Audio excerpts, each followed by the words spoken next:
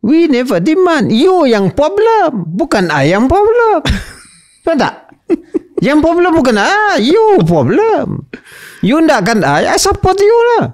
I don't demand. So far, the 3 Prime Minister, I never demand. Except, I kata, MA63 lah, hormatkan lah. Itu aja. Any Prime Minister have to acknowledge MA63. Kan tak? Nanti besok you jadi Prime Minister, the same thing.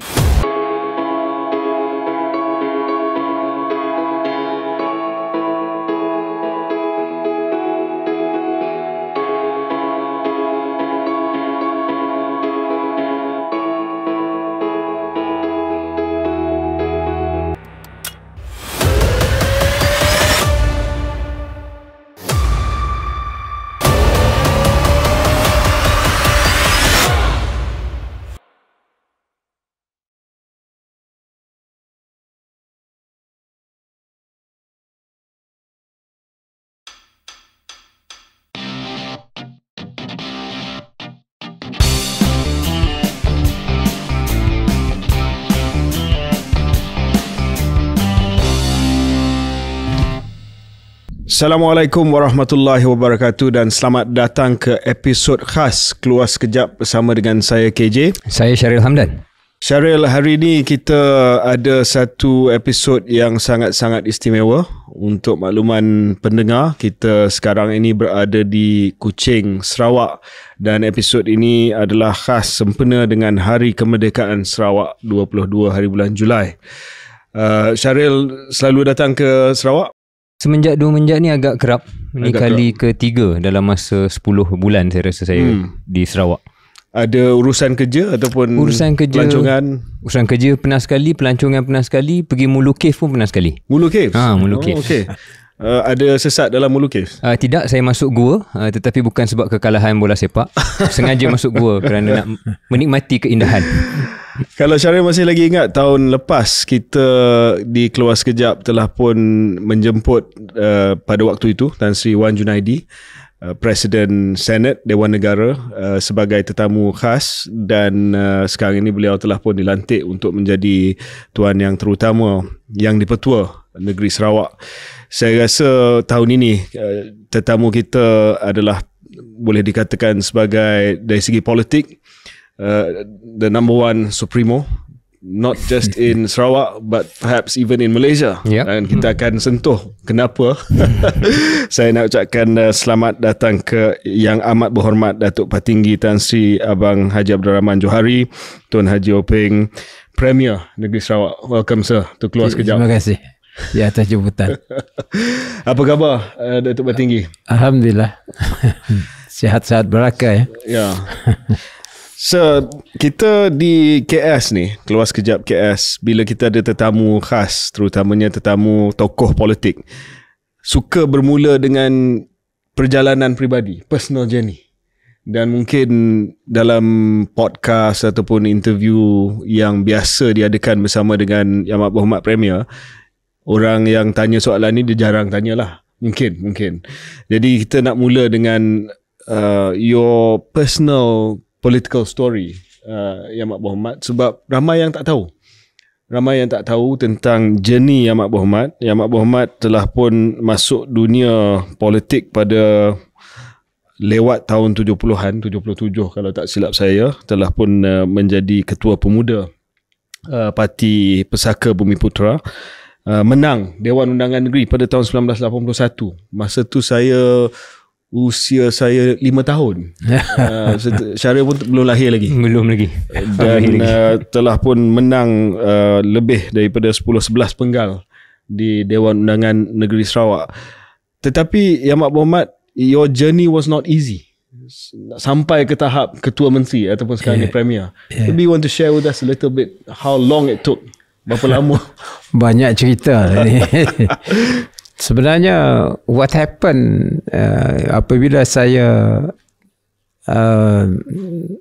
masuk dalam gelanggang politik ini, ketika ikut tahun 77, 78, 79, masyarakat kita berpecah kerana ada parti pimpinan Melayu yang telah ditubuhkan bernama Pajar. Dan ketika itu kita rasa bahawa orang Bumiputera, khasnya orang Melayu, mesti bersatu. Dan kalau kita mempunyai kelompok-kelompok, maka kita akan menjadi lemah. Sebab itu saya waktu itu menjadi ahli jawatankuasa surau kampung. Surau pun nampaknya dah ada perpecahan. Sebab itu saya rasa ketika itu parti PBB adalah parti yang kuat, yang harus dipertahankan. Maka saya membantu parti PBB. Dan di situlah saya dipilih untuk menjadi naib ketua pemuda. Dan akhirnya berkecimpung dan membantu parti PBB hingga sekarang. The ultimate aim is to get people to be united. Dan dengan adanya kesatuan ini, kita dapat mempunyai semangat untuk membantu masyarakat di bawah naungan kita untuk sama-sama mengangkatkan position mereka masing-masing dalam era pembangunan ini. Itu sebabnya saya dapat bertahan lama, kerana niat kita dah untuk menyatukan masyarakat, bukan saja orang Bumiputera, bahkan antara Bumiputera dan bukan Bumiputera. Almarhum Tun Datuk Abang Haji Openg, bapa kepada Yang Amat Berhormat, mantan yang dipertua. Adakah politik itu dah ada dalam darah Premier? Oh, dari kalau melihat latar belakang, memanglah kita telah, keluarga kita telah sedikit sebanyak ada main peranan dalam pentadbiran daripada ketika Brunei hinggalah koloni hingga ke Malaysia. Ini secara kebetulan kerana ia berpandu kepada kepercayaan masyarakat kepada kita. Jadi kita, kalau kita ada strength, kita ada advantage, why not? Kita contribute lah dari sudut pimpinan ini. Tetapi ultimately yang penting ialah you nak berkhidmat, itu saja. Tidak ada mempunyai personal interest banyak. That is kita punya objektif. Yang Mak Muhammad sebut ultimate aimnya untuk menyatukan dan juga berkhidmat. Tapi dari umur dan usia muda Yang Mak Muhammad, apa burning desire Yang Mak Muhammad untuk Sarawak dan untuk rakyat Sarawak? Nah, kerana kita ni 22 Julai yang kita hendak ambil kira ialah pada tahun 41 we have this Brooke punya cardinal principle, the constitution di 1941, di mana keluarga Brooke akan menyerah kuasa kepada anak Sarawak, dan untuk anak Sarawak membangunkan Sarawak itu sendiri. Jadi dalam hal ini saya rasa just like ini ada countries, kita hendak membangunkan negeri ini dalam apa juga keadaan supaya rakyat dapat hidup aman dan makmur dan meneruskan hidupan mereka masing-masing. Itu yang kita hendak. Mungkin untuk meneruskan sedikit personal story Yang Amat Berhormat Datuk Patinggi, KJ ada sebut tadi almarhum, dan mungkin yang sinis akan kata bahawa Yang Amat Berhormat Datuk Patinggi dah memang ada advantage dan mungkin kehidupan dan perjalanan politiknya mudah. Tapi sepaham kami tidak semudah itu. Mungkin Datuk Patinggi boleh ceritakan sikit selok-belok gelora. Kita bukan bergantung kepada latar belakang. Kita mesti bergantung kepada merit. Dan juga apa yang hendak kita sumbangkan dalam proses berkhidmat kepada rakyat. Dan bukan senang kita hendak mempertahankan kedudukan. Kita tak payah pertahankan, rakyat akan mempertahankan kalau sumbangan itu baik. Kalau sumbangan tak baik, rakyat juga boleh meluka. So it's back to kita punya objektif lah, dan juga sumbangan kita kepada masyarakat. Kerana sebab itu mungkin saya bertahan. Pertama, kita mesti taat. Kedua, kita mesti mempunyai idea-idea yang boleh melonjakkan kehidupan rakyat. Ketiganya ialah dalam keadaan yang stabil lah, dan kita dapat move forward kan. Kalau kita mencari masalah, you hanya concentrate on how to solve the masalah. Jadi perkara ini harus ditekankan lah. Premier, mungkin saya dan Syaril nak ambil iktibar daripada pengalaman Premier, sebab saya dibuang daripada parti saya. Syaril digantung oleh parti yang sama, dan kami nak cari formula macam mana nak tunjuk kesabaran seperti mana Yang Amat Berhormat. Yang Amat Berhormat dilantik sebagai menteri pada tahun 1987. Buat kali pertama Menteri Pembangunan Perindustrian, menjadi ahli Kabinet Negeri. 30 years sir, you waited 2017 untuk dilantik sebagai Ketua Menteri. Dan seperti mana yang disebut tadi oleh Syaril, perjalanan itu bukan perjalanan naik dan terus naik. Saya rasa ramai di kalangan pendengar dan penonton KS orang muda, dia tak tahu selok-belok Yang Amat Berhormat. Contoh, Yang Amat Berhormat mungkin tak akan cakap, saya akan cakap, menang jawatan timbalan Presiden PBB. Tapi bila tiba waktu dan masa pertukaran Ketua Menteri, sebagai contoh daripada Allahyarham Tun Taib kepada Datuk Nan, Tan Sri Allahyarham Tan Sri Adnan Satim, maybe some people say you were passed over. Dan dalam keadaan pass over, macam mana Yang Amat Berhormat terus continue? Sebenarnya saya sudah dalam kabinet 1983 sebagai Menteri Muda ketika itu, iaitu Timbalan Menteri. Dan perjalanan politik saya memanglah dipilih oleh ahli PBB. Daripada pemuda hingga ke naib ketua PBB, timbalan ketua. Memanglah you naik dalam parti, dan mungkin juga pucuk pimpinan tu melihat kita. Walaupun saya tidak dipilih untuk menggantikan arwah Tun Taib, tapi pada saya pangkat itu satu.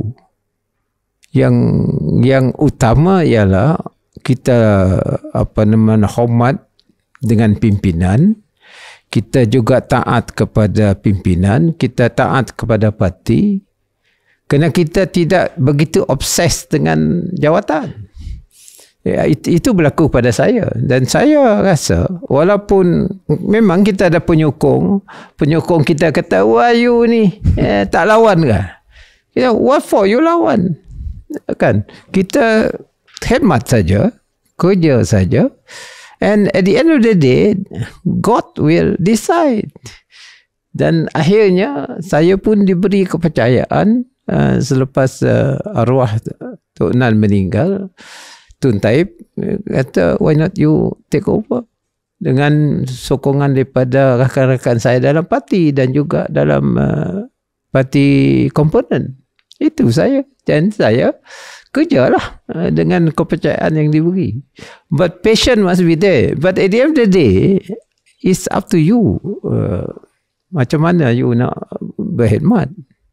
Kerana pada khidmat saya, jawatan is one thing.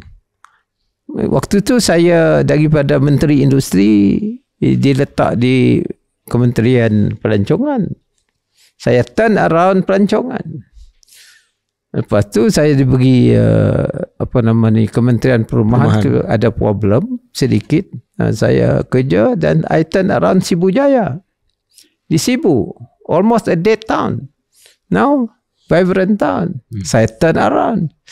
Dan juga dasar-dasar untuk membantu kita beri rumah kepada rakyat.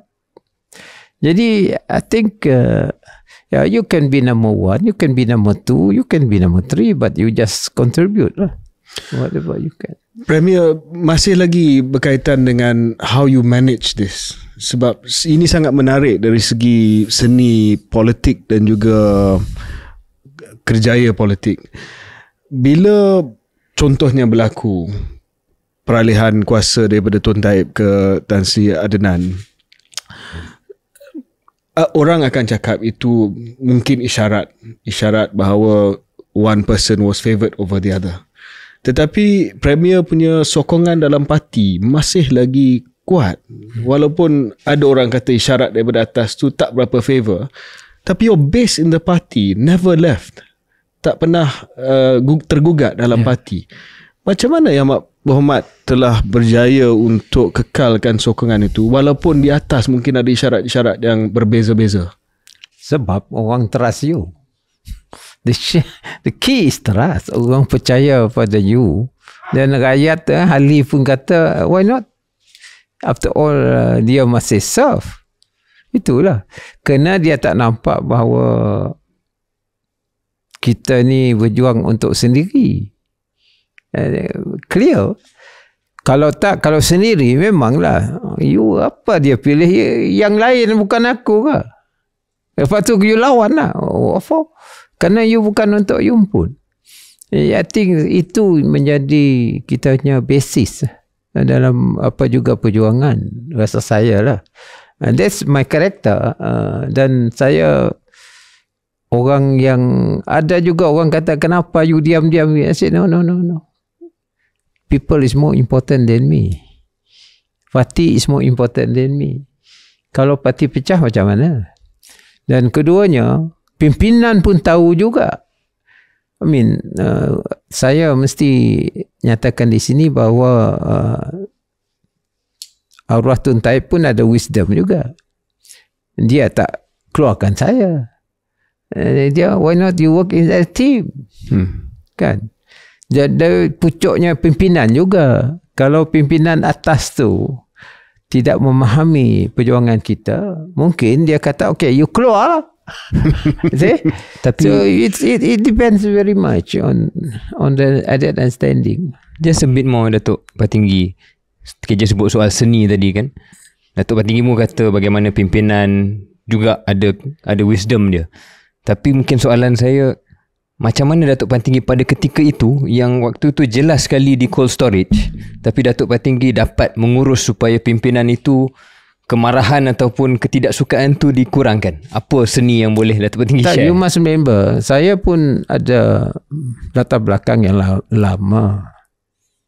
Arwah pun ada latar belakang lama. Dan pada mulanya memang kita kerja sebagai pasukan. Mungkin dia ada sebab. Dia kata, oh, biar Denan dulu. Lepas tu, mungkin you later. Dia pun ada sebab dia. Dia tahu. Dan sebab itulah apabila Denan meninggal, arwah panggil saya. Now you lead. Can you lead? With the support of my component parti lah, Datuk Ahmad Douglas Uga. Kerana dalam Sarawak ni kita bangunkan as a team dalam satu pasukan. Jadi ini saya rasa budaya tu sudah diletakkan. Dan kalau pasukan mestilah kapten dengan fullback dia mesti sama gerakan dia. Kalau tak, bukanlah pasukan. Ini saya kata budaya politik itu mau betul. Dan dalam perjalanan tu, Premier, macam mana hubungan antara Premier dengan arwah Tun Taib masa tu? Was it biasa, always good? Jalan biasa. Sebab you must remember, saya start dengan dia. Apabila ada krisis Mingkot, that was 87. Parti kita terjejas.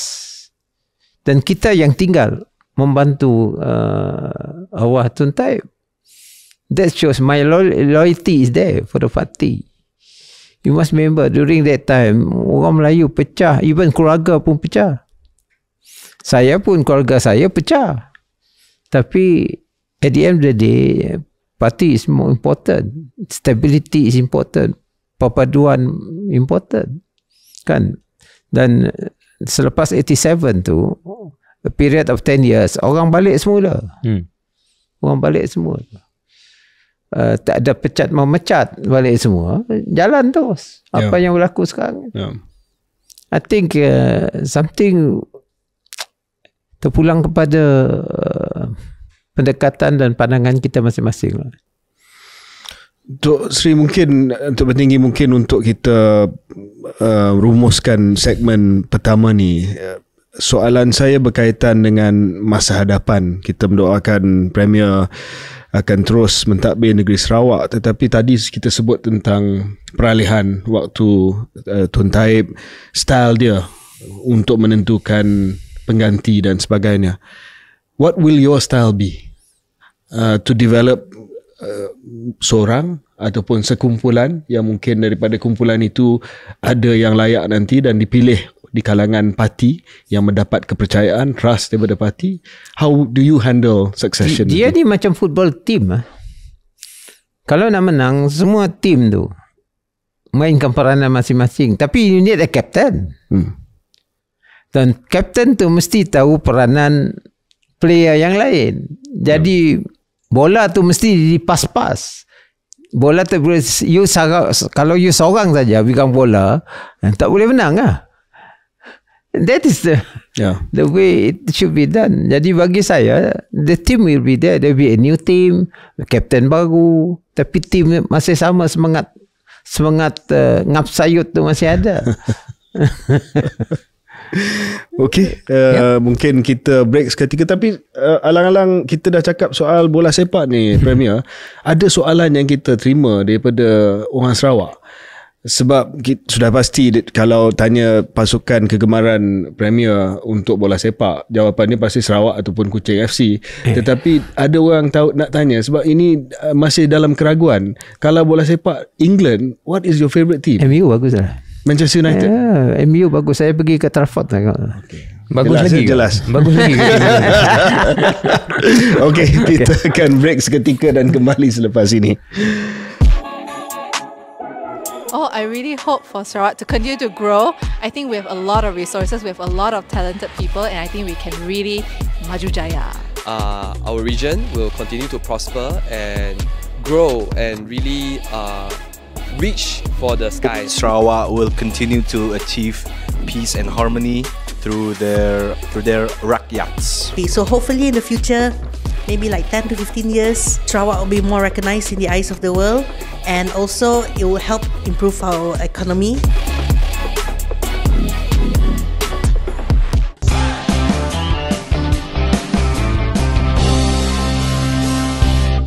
Selamat kembali ke episod khas Keluar Sekejap bersama dengan Yang Amat Berhormat Datuk Petinggi Tan Sri Abang Haji Abdul Rahman Johari, Premier Negeri Sarawak. Yang Amat Berhormat, kita nak pergi terus kepada segmen yang boleh dikatakan sedikit hangat, iaitu hubungan Sarawak dalam konteks Sarawak bersama dengan federal. Dan ini menjadi hot topic sebab ramai yang mungkin tak faham aspirasi Sarawak, ramai yang beranggapan bahawa mungkin ini akan membawa kepada satu keadaan yang akan menggugat kebersamaan Malaysia dalam konteks federalisme. Saya nak mula dengan satu peristiwa yang bagi saya merupakan turning point kepada hubungan antara federal dan juga Sabah Sarawak, iaitu pindaan perlembagaan yang telah pun dibentangkan pada akhir tahun 2021. Pindaan kepada Undang-Undang Perlembagaan menggantikan Perkara 1 Fasal 2 kepada negeri-negeri persekutuan, dan juga pindaan yang telah pun meletakkan Perjanjian Malaysia sebagai asas penubuhan negara Malaysia. Itu telah pun disusuli dengan beberapa kemajuan dan kejayaan yang lain.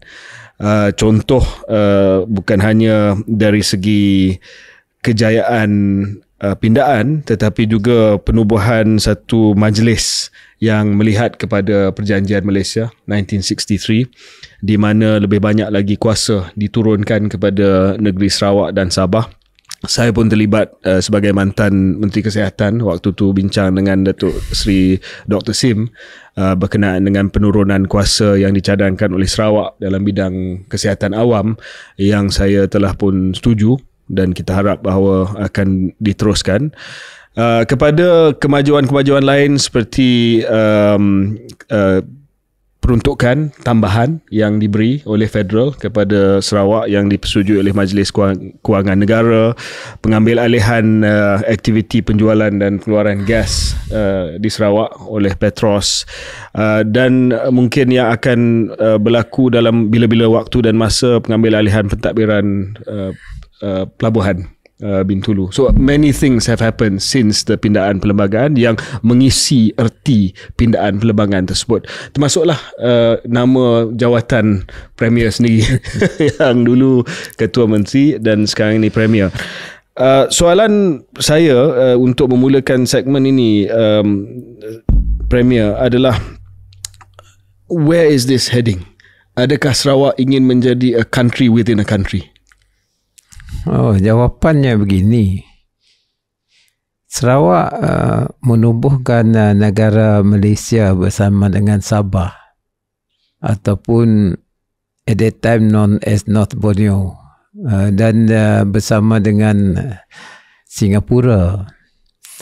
Dan penubuhan Malaysia ini adalah berasas kepada Perjanjian Malaysia 63. Dan kita tahu ketika itu memanglah keadaan di rantau ini, the Cold War was there. Dan juga dasar Britain hendak melepaskan kuasanya di negara-negara atau wilayah di timur. They call it East of Suez, kan?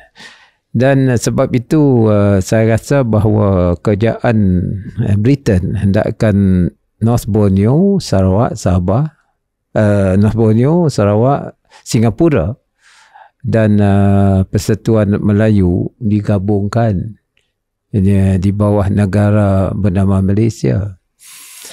Dan sebelum ini berlaku, memang ada proses konsultasi, consultation di antara pemimpin-pemimpin di wilayah tersebut.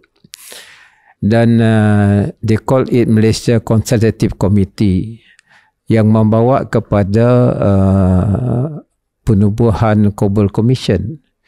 Dan inilah prosesnya. Dan dalam perbincangan tersebut sudah tentu pemimpin Sarawak dan juga rakan kita di Sabah berkendakkan beberapa kuasa yang harus diberi kepada wilayah Sarawak dan Sabah, termasuk Singapura. Dan disebabkan keadaan sedemikian, maka hasilnya ialah satu perjanjian yang menyeluruh mengambil kira pandangan Cobble Commission dimaktubkan di dalam Perjanjian Malaysia 63, termasuklah beberapa kuasa-kuasa yang harus dikekalkan oleh Sarawak. Dan satu perkara yang penting di sini ialah seorang daripada pemimpin kita yang juga memberi pandangan ialah Mendiang Tun Juga. Tun Juga mempunyai satu perumpamaan. Dia kata jangan Malaysia sebagai tebu, manis di mula dan tawar di hujung. Ini menjadi sugarcane. Ini menjadi pegangan. Janji mesti ditepati. Jadi janji kita adalah Malaysian Agreement. Apa yang berlaku sekarang ini ialah untuk kita melaksanakan apa yang dipersetujui dalam Malaysian Agreement 63, itu aja. Dan inilah prosesnya, sebab land is ours, immigration is ours, language is still ours di bawah perlembagaan, dan Malaysian Agreement mesti dimasukkan di dalam undang-undang pokok, iaitu perlembagaan kita.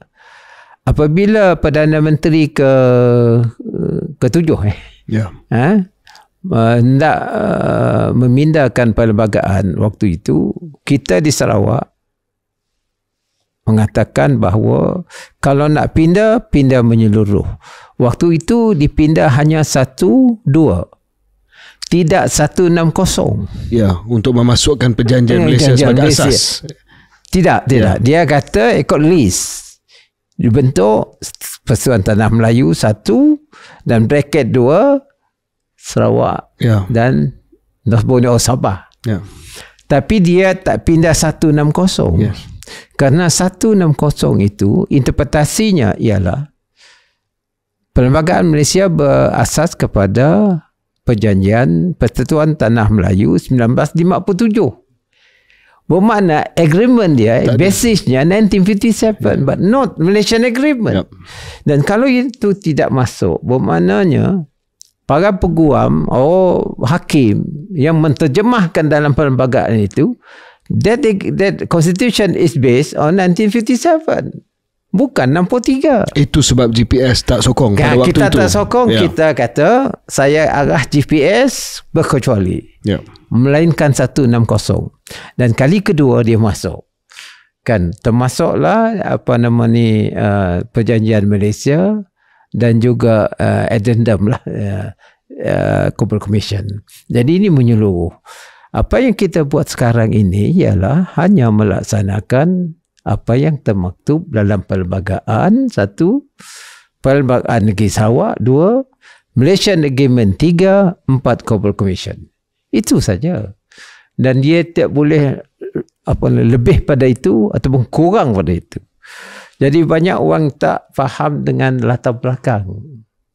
Yang ini jadi masalah. Saya rasa Tok Petinggi memahami latar belakang tu benda yang pertama yang perlu semua rakyat Malaysia buat. Cuma persoalannya masih kekal, iaitu bagaimana mengisi semangat Perjanjian Malaysia 63 itu dalam konteks Sarawak. Sebab kalau dari Semenanjung, mungkin ada yang melihat, wow, sekarang ni Sarawak menjadi lebih kukuh berdiri atas kekuatan sendiri. Ada syarikat minyaknya sendiri, ada syarikat penerbangannya sendiri, mungkin tak lama lagi bank sendiri, pelabuhan ditadbir sendiri, dana berdaulat sendiri, ada ura-ura konsulat Amerika Syarikat pun nak dibuka di Sarawak. So soalan asal KJ itu saya rasa masih relevan, Datuk Petinggi. Country within a country, adakah itu destinasi akhirnya? Tidak. Kita punya anthem very clear, Sarawak dalam Malaysia. Sarawak dalam Malaysia. Bermakna dia, saya punya pandangan pendirian begini, kalaulah Sarawak ada mempunyai sumbernya, beberapa sumber yang boleh you kuatkan, your strength is there, you tambahlah nilai dia kepada sumber dan ekonomi kita kuat, Malaysia pun kuat. You must remember, economy is the driver is the private sector. Kalau private sector dia kuat, tax siapa ambil? Bukan kerjaan Sarawak. Corporate tax pergi ke mana? Jadi ini kita mesti tahu, faham dengan pengurusan ekonomi ni. Kerana kalau dia private sector driven, yang untung dia kerjaan pusat juga. Yang cukainya kerjaan pusat, bukan negeri. Tapi negeri mendapat pendapatan, creation of job yang negeri dapat. Mungkin kita ada special lah. Kita sales tax tu di bawah kita. Kita boleh impose sales tax mengikut apa yang ada dalam perlembagaan. Jadi apa yang kita buat, memang benar waktu saya buka Petros, waktu itu Perdana Menteri Datuk Seri Najib, dia tanya saya, why you want to form Petros? Dia kata, because Petronas top management asking him. Saya kata, is it wrong for me to form a company under Companies Act? Is it wrong? Dia kata, okay. Then kita kerjasama lah. Kan, it's just a company owned by the state to serve people in oil industry, termasuklah Petronas. Jadi bukan bermakna Petros nak bersaing dengan Petronas, tidak. Tapi kita memanglah kalau dapat kerja-kerja yang ada minyak gas ni, Petros ambil bahagian lah untuk mengambil kira apa yang berlaku dalam industri gas dan minyak berdasarkan kepada apa yang ada dalam perlembagaan. Premier, balik kepada soalan asas tadi, jelas bahawa bukan negara di dalam negara ataupun country within a country. Saya pun cuba nak dapat perumpamaan yang tepat dalam hal inilah, sama ada Sarawak dan Sabah ni adalah seperti Scotland ataupun Northern Ireland dalam United Kingdom, ataupun seperti mana provinsi di Jerman, contoh Bavaria dalam konteks Federal Jerman. Tetapi walaupun istilah ni ataupun nomenclature ni tidaklah segala-galanya, what do we term Sarawak now? Clearly bukanlah negeri seperti mana negeri-negeri di tanah Melayu. Apa istilah ataupun nomenclature yang tepat bagi Sarawak dan Sabah sekarang? Banyak orang kata region, dan kita berpandu kepada pertubuhan Malaysia di antara Persatuan Tanah Melayu, Sabah dan Sarawak. 3 komponen. Jadi definisinya berasas kepada 3 komponen dalam sebuah negara bernama Malaysia. Some people may not be happy. Apa ni kita digaun, kita katakanlah persepsi upgraded, di sana downgraded. Ini terpulang kepada interpretasi, tetapi asal niat kita baik, iaitu negara Malaysia mesti aman dan ekonomi negara Malaysia mesti kuat. Dan kalau Sarawak kuat, saya kata Malaysia kuat. Bavaria kuat, Jerman kuat. Scotland tu lain. Scotland dengan Wales lain. Kerana dia ada sentimen lain. Jadi tak boleh diibaratkan apa yang berlaku di United Kingdom, tapi boleh diibaratkan apa yang berlaku kepada Bavaria. Dan ini KJ, kita ada ini federation ini sebenarnya, cara mentadbir federation ini sekarang ini dia ada 2 blok tau. Satu centralist, ada yang bukan centralist. Yang centralist tu bahaya, sebab you tak ambil kira surrounding you center saja, yang memusatkan kuasa, everything memusat. Itu bahaya dalam any federation. Tetapi kalau you ada empowerment mengikut apa yang ada di dalam perlembagaan, then it should be okay. That should be okay. Sebab itu saya rasa sekarang ini mesti ada proses decentralization on certain part of the economy and the certain part of administration. Sarawak saya dah mula. Saya tubuhkan 9 agensi di sini. Kuching, outside Kuching, Greater Kuching, kita Betong agensi, Northern agensi, Udu, Rajang agensi, 9 semua. And I give them 1.5 billion each to be spent within 3 years, and all the project are up to them to decide. Premier percaya orang yang ada pengalaman setempat lebih layak untuk buat keputusan. Yeah, it's bottom up. It's bottom up. Bermakna kalau dia katakan ini kita hendakkan projek jalan raya, dia tahu. So kita kasih duit kepada agensi will decide. Tender agensi semua. Tapi jarang jumpa premier yang setuju untuk menurunkan kuasa. Biasanya pemimpin nak pusatkan kuasa. Saya dah turun. Total 9 agensi, you multiply by 1.5 billion each, up to them. Sebab itu kita kata you decentralize, you empower, dia boleh bangunkan, dia yang tahu what they need.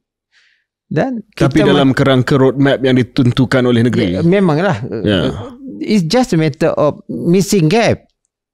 Gap, you ada gap kan? Then that missing gap, let them do it.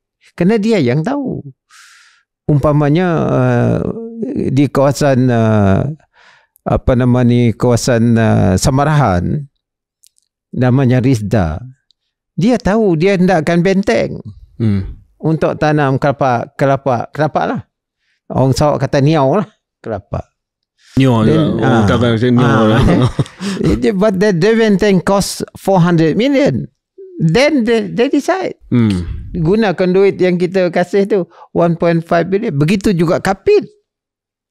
They got their own budget. Jadi you give empowerment to them and then they will start implementing the project. Premier, mungkin balik kepada tuntutan di bawah MA63, ada banyak kemajuan semenjak pindaan perlembagaan yang saya sebutkan tadi. I think it's fair to say sejak Ismail Sabri and then continue by Datuk Seri Anwar, banyak kemajuan. Dan juga sebelum itu mungkin ada iltizam daripada PM ke-7 Tun Mahathir juga pada waktu itu untuk start the process of pindaan. Apa yang belum dapat lagi yang Sarawak mahu? Saya ada bagi contoh tentang kesihatan awam dan pendidikan. Adakah itu juga perkara yang besar yang Sarawak rasa menjadi keutamaan untuk diturunkan kuasa ataupun devolve kuasa? Evolve tu dua sektor saja yang penting, iaitu education dengan healthcare. Yang dua, kerana orang kampung dia sakit, dia pergi klinik. You bekas menteri kesihatan, you tahulah klinik kita kampung. Dan yang itu I think very simple.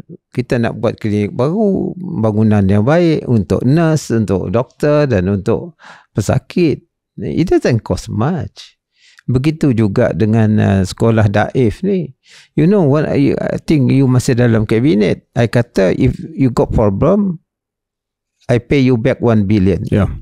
Kan kita pay 1 billion. Saya fikir over and above the normal budget. Rupanya duit dia masuk consolidated fund. Lepas tu diguna lagi untuk the normal project. You know, ini yang kita masalah kita. Why not? Macam sekarang Anwar bersetuju dengan saya. Saya kata okay, sekolah daif ada birokrasi ni banyak, guna fund Sarawak dulu. Then you bayar. Reimburse.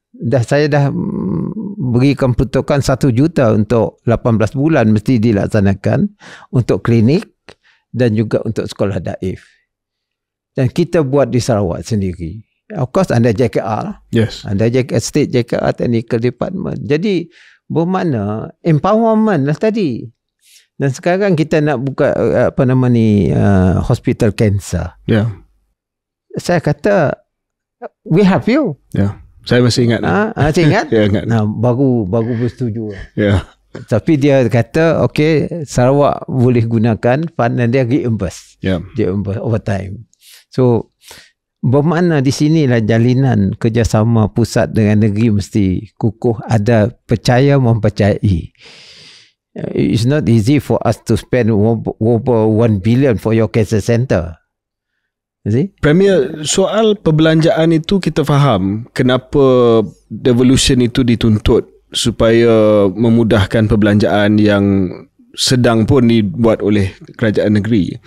Tetapi contohnya dalam bidang pendidikan, when you're asking for shared responsibility or even devolution to Sarawak, adakah ia juga bermaksud bahawa curriculum, for instance, akan jadi berbeza di Sarawak nanti? Kalau sekiranya pendidikan diturunkan kuasa kepada Sarawak, adakah bahasa pengantar, adakah mata-mata pelajaran berbeza daripada curriculum nasional? Mungkin ada yang risau aspirasi pendidikan itu jadi lain pula.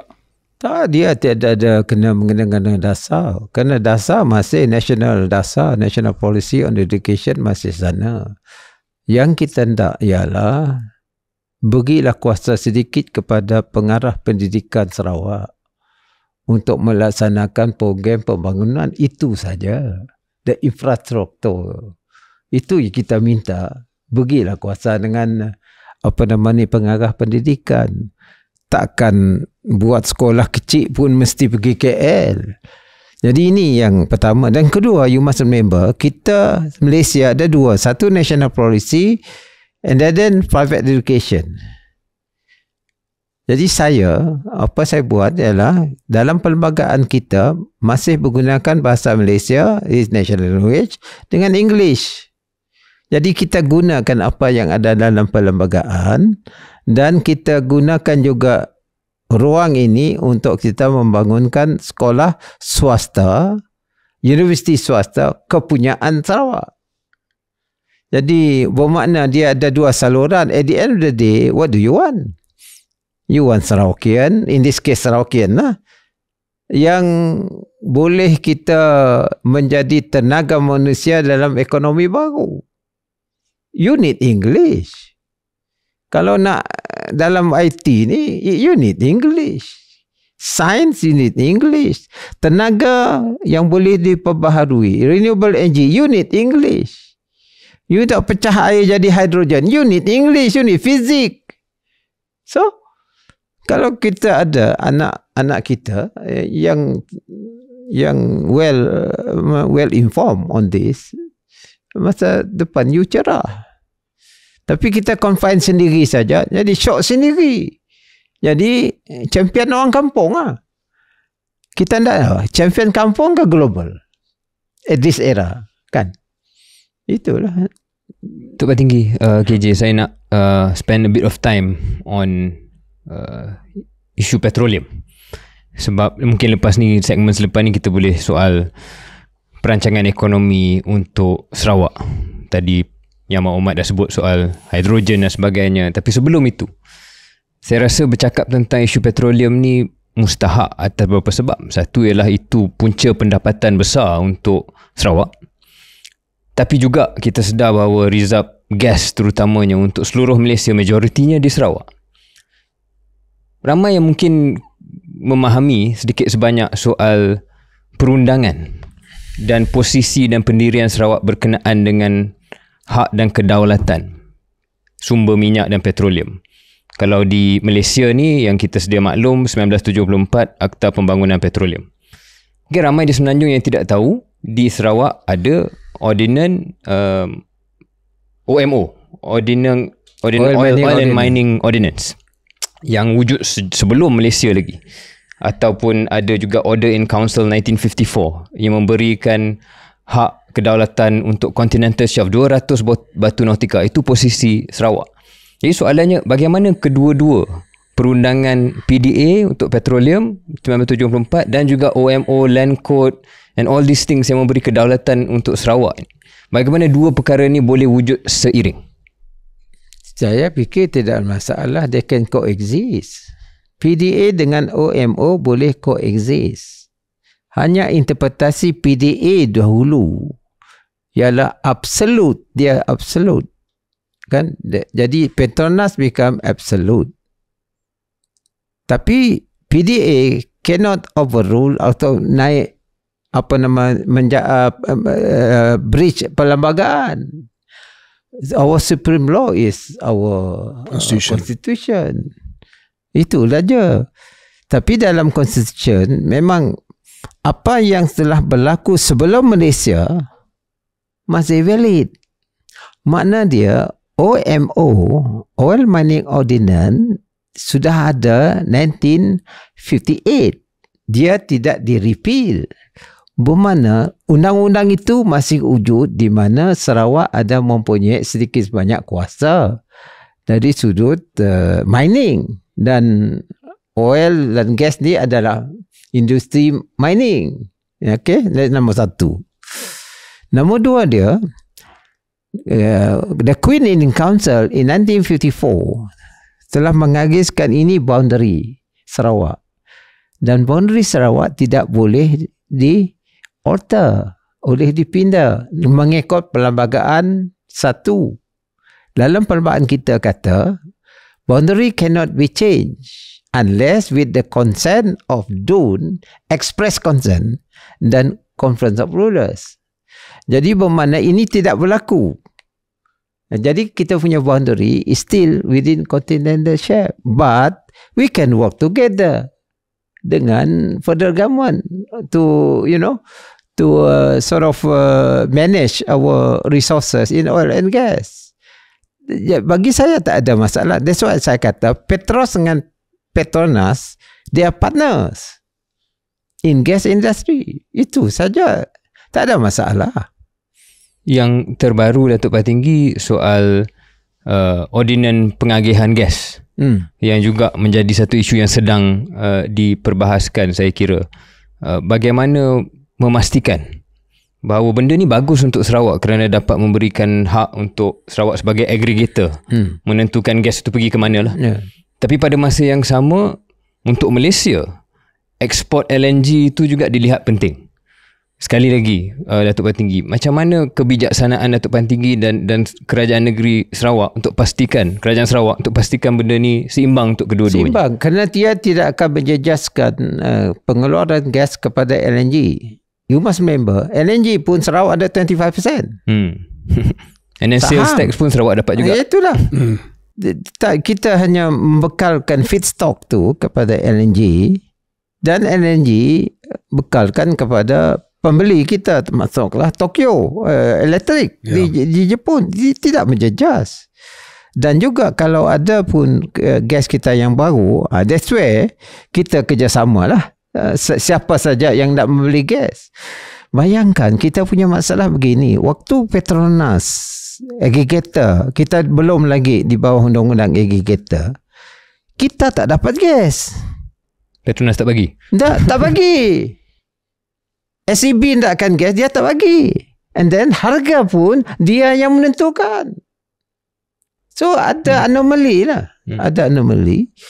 Dan kalau kita lihat undang-undang kita, gas distribution tu memang sudah ada sebelum Malaysia. Kena di Miri dan Seriak di Brunei, they got pipe gas to the house. Jadi kalau itu berlaku, undang-undang sudah ada, kita gunalah peruntukan undang-undang tu. Dan gas industri, kita kerjasama dengan Petronas. After all, we need Petronas also. Jadi Petronas dan Kerajaan Malaysia tak perlu khawatir. Tak boleh, tak khawatir. Arrangement dengan pembeli Jepun, Korea semua masih boleh berjalan. Yang saya takut dipolitikkan. Nanti orang mempolitikkan itu. Tengok semua Sarawak. Itu danger dia. Walhal dia tidak. Dia mengikutkan apa yang termaktub di dalam perjanjian dan juga perlembagaan kita. Premier, saya faham apa yang nak disampaikan oleh Yang Amat Berhormat, tapi kita tak boleh tolak kalau ada usaha nak mempolitikkan isu ini. Sebab semua kejayaan yang Syaril sebutkan tadi berkenaan dengan concession yang diberi kepada Sarawak ataupun kemudahan-kemudahan baru yang di-restore kepada Sarawak. I think restore is the correct word. Ini semua datang disebabkan kedudukan politik sekarang. Kita tak boleh nafikan bahawa kalau nak menggunakan istilah bahasa Inggeris, Sarawak hit when the iron is hot. Kita akan bincang politik kemudian. Cuma itu membawa kepada persepsi bahawa it is political. Sarawak sekarang ini mendapat hak yang sepatutnya diberi disebabkan ketidakstabilan politik yang berlaku di Semenanjung Tanah Melayu dan kekuatan ataupun leverage yang ada pada negeri Sarawak. So sudut politik itu memang akan ada. Memang, kena orang akan ada orang yang mengambil kesempatan untuk ni. Tapi apa yang berlaku sekarang ialah you use the right word, the restoration. Barang yang tak hakis you restore back, kan? Sama sengaja ataupun tidak sengaja. Dan kalau barang tu kita yang ada hak dan dipolitisaikan, as if kita ni ambil hak orang, that mean di sana mereka yang mempunyai pandangan tersebut tidak sincere. They are not sincere because they want to take advantage of their strength to take our right. It could be the other way around, no? Jadi orang Sarawak pun bertanya, apa ni? Kita ni koloni baru kah? Well, it is our right. It could be the other way around. Tapi when you sincere, you kata, dia punya lah, biarkanlah. Tapi kita kerjasama dengan dia lah. This is what I'm doing now. I said, okay, I do it. Kita ada idea baru, bagaimana mengurusnya. At the end of the day, kita kongsi sama lah. It doesn't mean that kita deprive right. Kita gunakan apa yang ada pada kita. Kita sincere. Kalau you do the other way, that means you are not sincere. You try because you are strong, they are weak. It could be the other way around, no? Just like what they feel, their perception, we are strong, they are weak. No. It's not that. It is just implementing our right. Jadi, it could be the other way around. kalau ada anggapan tersebut, itu danger tu. Danger dalam satu federation. Danger. Dalam semangat keikhlasan, sincerity tu Datuk Patinggi, saya nampak pandangan saya lah. Ada elegant solution yang dibuat oleh Sarawak sewaktu commercial settlement agreement dengan Petronas itu. Di mana kalau Datuk Patinggi boleh sahkan, Petronas mengiktiraf OMO dan Sarawak mengiktiraf PDA dan tidak ada percanggahan. Itu mungkin salah satu model yang Datuk Patinggi nak cuba buat dalam area yang lain juga. Betul. That's why the commercial agreement tu kita kata dengan Petronas, dengan kerajaan persekutuan, why not we work together? We work together. That come the commercial agreement. Dan di bidang-bidang lain betul kita serupa. Kena your common objective. You must remember, Malaysia is only one nation in a sea of other nations. You must remember that. And Malaysia cannot be alone like that. You have to work together with your neighbors. Begitu juga dengan kita. Kita work together within the country. Dan orang Sarawak saja yang boleh mengurus Sarawak. Kan? It's become your advantage. I think that's how you look at it. Okay, mungkin kita break seketika, Premier, dan kita kembali selepas ini.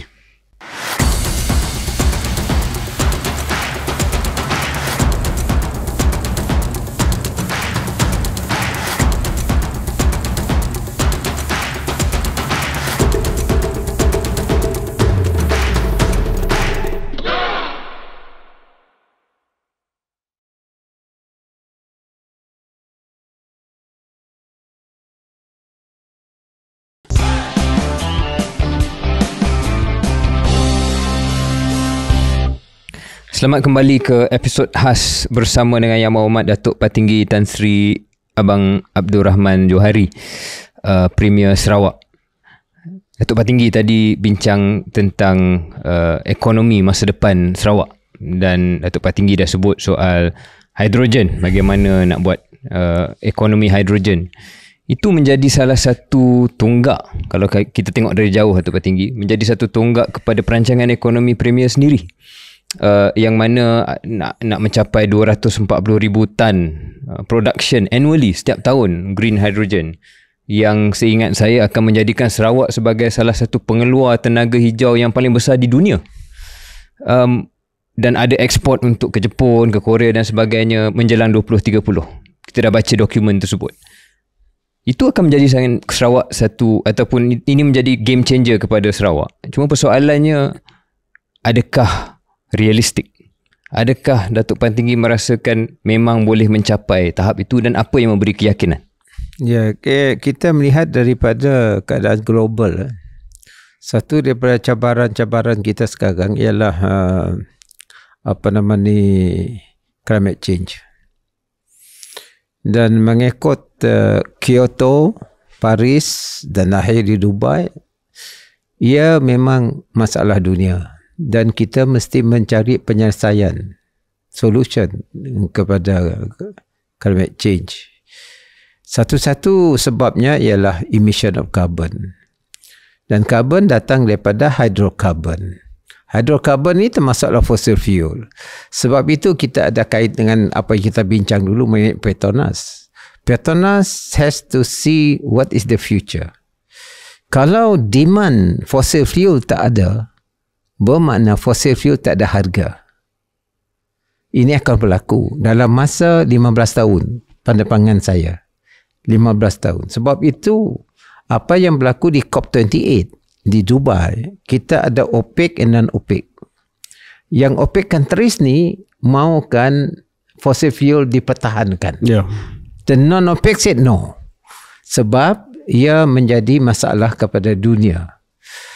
Dalam hubungan ini, para saintis kata the cleanest fuel is hydrogen. Dan kita tahu air H2O. The only thing is you split H2O kepada dua molekul ini, hidrogen dan oksigen. Dan hidrogen menjadi fuel, the cleanest fuel. Kita dianugerah Allah begitu banyak air sungai, air hujan, dam kita. Dan ini akan menjadi sumber untuk kita mengeluarkan hidrogen yang akan menjadi tenaga yang digunakan oleh semua industri. Masalahnya berapa harga mengeluarkan? Is it feasible? Itu soalannya. Adakah feasible? Sama ada cost tu. Yes. To me, dia sama dengan komputer. Dulu waktu saya sekolah, dia guna punch card. Dia guna punch card dan juga dia punya memory tu begitu besar. Tapi sekarang dalam tangan saja. Kan? Jadi ini akan berlaku juga kepada teknologi yang dikatakan electrolyzer ni. Kerana electrolyzer ni mula-mula saya gunakan, kita cuba 1 kilogram hidrogen berkendakan 60 kilowatt hour. Bermakna harga tenaga akan tinggi. Okay. Saya pergi ke Petronas Bangi. Di sana ada penyelidikan research Petronas. Dan di sana di Petronas dia buat penyelidikan. Dan dengan adanya membran baru yang dia buat, daripada 60 kilowatt hour turun kepada 30. Dan secara kebetulan saintis tu anak Sarawak, Iban dari Seri Aman. Jadi apa yang berlaku sekarang ini saya percaya bahawa electrolyzer ni akan menurun dari sudut teknologinya dan cost. Kena in cost consumption power dia reduce, bermakna cost dia reduce proportionally reduce.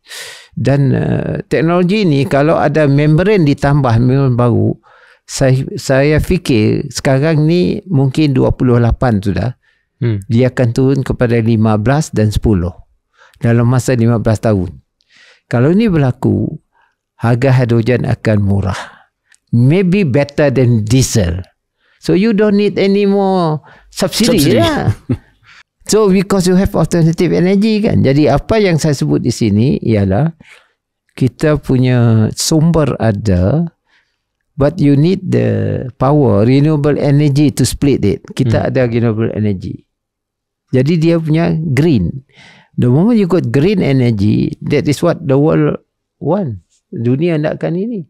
Dan saya nampak kita ada advantage lah. Malaysia ada advantage. Terus Sarawak lah on this issue. Unjuran pendapatan daripada penjualan elektrik, terutamanya penjualan renewable energy daripada sumber hydro, 15% unjuran di bawah perancangan tahun 2030. Adakah itu angka yang realistik? Jualan ekspor kan? Jualan ekspor keluar. Kemungkinan lebih pada itu. Kemungkinan. Kerana kita punya tenaga di Sarawak ni 70% is renewable. And the rest gas turbine. Dan kita ada gas juga. Transition fuel. Tapi tak semesti gas ini digunakan untuk untuk power. Gas ini boleh digunakan untuk petrochemical product. Yes. Kalau gas dia methane kan. Dan methane ini CH4. Kalau you buang karbon, you ada S saja, H4. Dan sekarang ini kapal menggunakan amonia. Dan you tambah nitrogen sana kan amonia NH3. Jadi kita boleh gunakan ini untuk kita mengeluarkan amonia. Dan apa yang perlu ialah untuk kita mengeluarkan hidrogen saja. That one you need fuel, power, renewable power. Maksud saya tadi, kalau electrolyzer tu gentah, mana hydrogen is there. Dan juga sekarang sudah ada teknologi di mana power plant you punya feedstock itu hanya hidrogen. Hidrogen tu masuk ke power plant, keluar power. That's why the concept of G to P, power to gas to power. Jadi makna kita ada jadi pengeluar tenaga lah, tenaga yang boleh diperbarui. As far as Sarawak is concerned lah. Saya nampak Datuk Patinggi, this is your biggest gambit untuk menjadikan Sarawak sebagai powerhouse hydrogen economy. Ini adalah your biggest gambit lah. Ini adalah apa yang Premier merasakan akan menjadi masa depan Sarawak. Jadi soalan saya dua, Datuk Patinggi. Satu ialah, will you have enough power? Adakah sumber jana kuasa akan cukup walaupun hidrogen? Dan kedua ialah, bagaimana Yang Mohamad menjawab kritikan, di Sarawak ni banyak lagi infrastruktur asas yang belum selesai. Kenapa fokus kepada benda besar macam hidrogen? Sebab kita gunakan hidrogen ni for you to get revenue. And that revenue go back to the amount of infrastructure. Saya buat Coastal Road 20 billion state fund dalam masa 4 tahun ni. It's not a small amount of money, 20 billion. Kalau kita tunggu ke KL, ini tak ada ni, projek apa? Projek apa? Coastal Road. Coastal Road termasuk bridges. You must remember we got a lot of rivers. Lepas tu kita nak konstruksikan jambatan Batang Lupa 1 billion. Batang Lasa, Batang Palo, Batang Seribas. Kita banyak batang sini. You see? Mananya sungai itu begitu banyak. Then the whole cost 20 billion now. Dan kalau tak ada orang macam mana? Dan ini membukakan kawasan luar bandar. Di mana pertanian akan menjadi satu sektor yang penting. Sebab itu juga dari sudut infrastruktur bekalan api, bekalan air. You know, bekalan air, I have to spend last 4 years 4.2 billion state fund. Google Electricity 2.4 billion state fund. Jadi mana dapat duit? Petros. Ini kita punya barang. Itulah kita terpaksa cari revenue balik kepada rakyat. Dan untuk mengangkatkan keadaan orang luar bandar, then you need good tenaga manusia. 2026, I want to give free education, tertiary education to all Sarawakian in Sarawak University.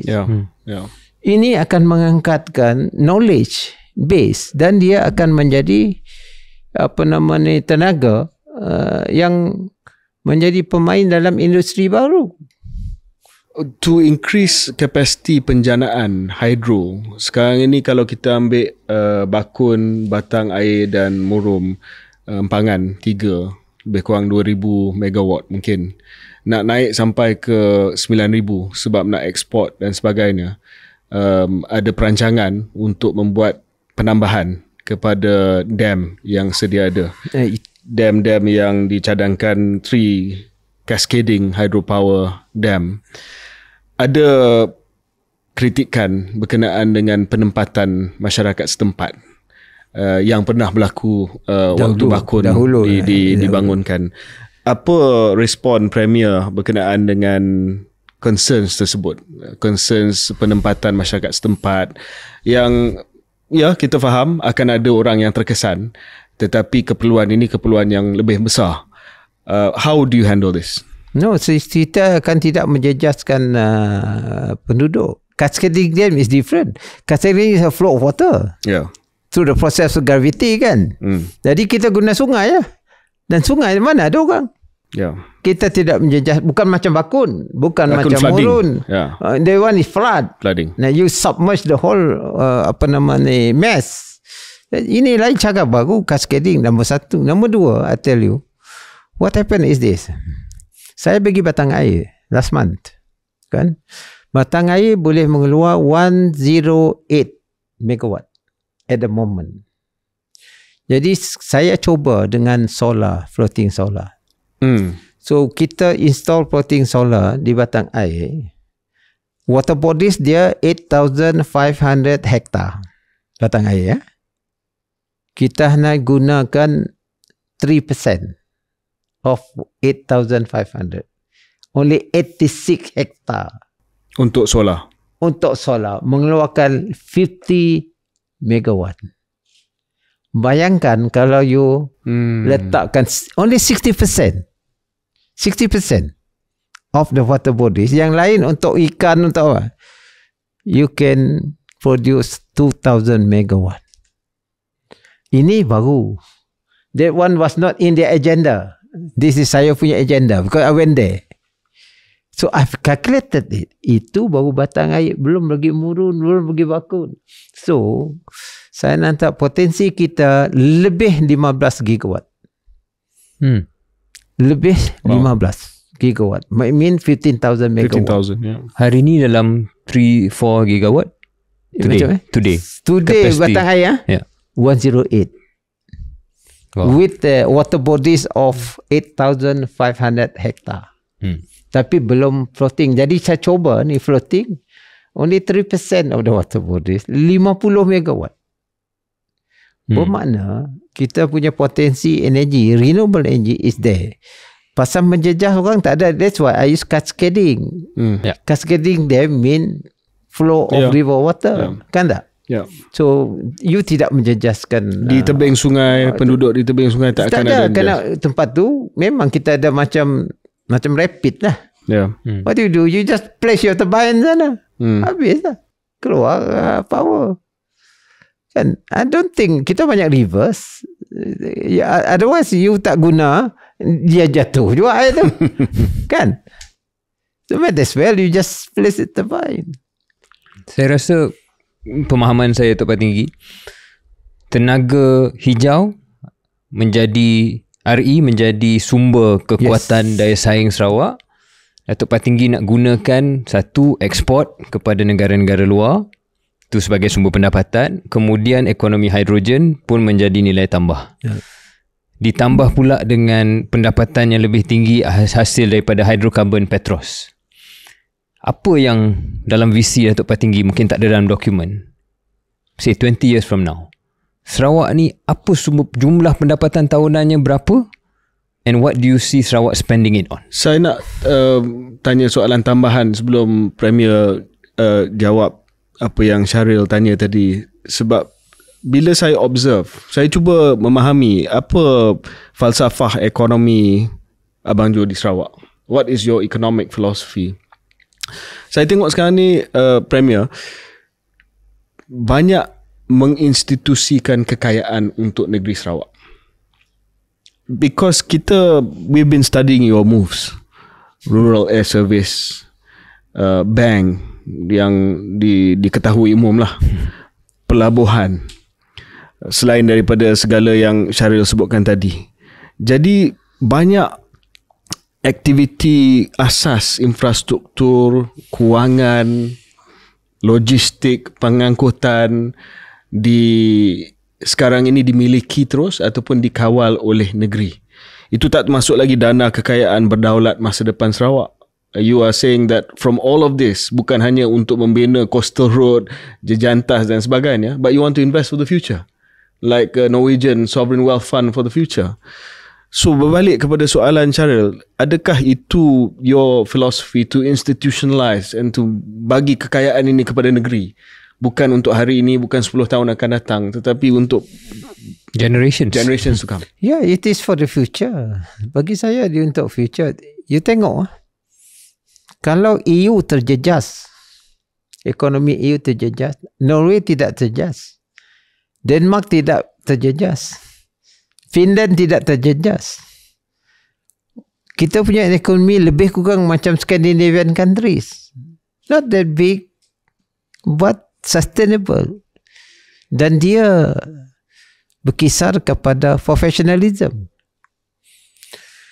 Kalau dasar kita dulu, saya tengok, nothing to criticize, saya bukan nak criticize. Dulu, siapa you tahu, itu dapat.